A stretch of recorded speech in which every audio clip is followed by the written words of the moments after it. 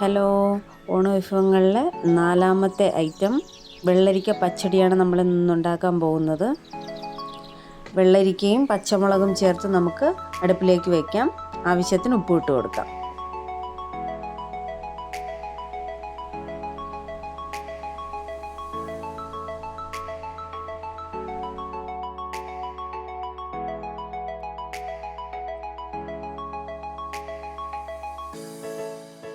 അപ്പോൾ ഇത് വേവുന്ന സമയം കൊണ്ട് നമുക്ക് കൂട്ട് റെഡിയാക്കാം. അതിലേക്ക് ഒരു പിടി തേങ്ങ എടുത്തിട്ടുണ്ട്.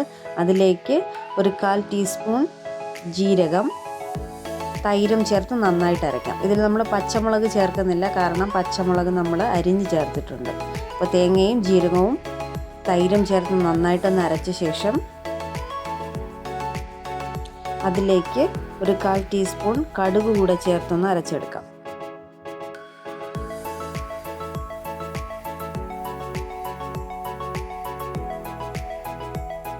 വെള്ളരിക്ക നന്നായിട്ട് വെന്ത് വന്ന ശേഷം അതിലേക്ക് നമുക്ക് കൂട്ട് ചേർത്ത് കൊടുക്കാം.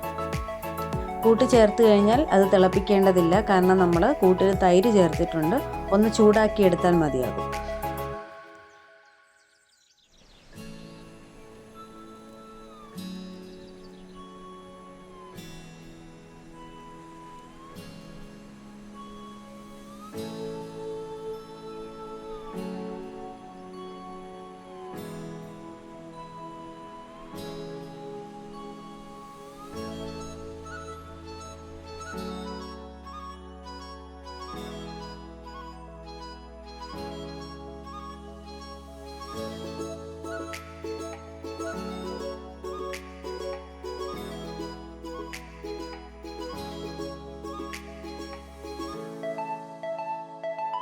അപ്പോൾ നമുക്ക് എണ്ണ ഒഴിച്ച് കടുക് പൊട്ടിച്ച് അതിലേക്ക് വറ്റൽമുളകും കരിവേപ്പിലയും ചേർത്ത് താളിച്ച് ഇതിലേക്ക് ചേർക്കാം.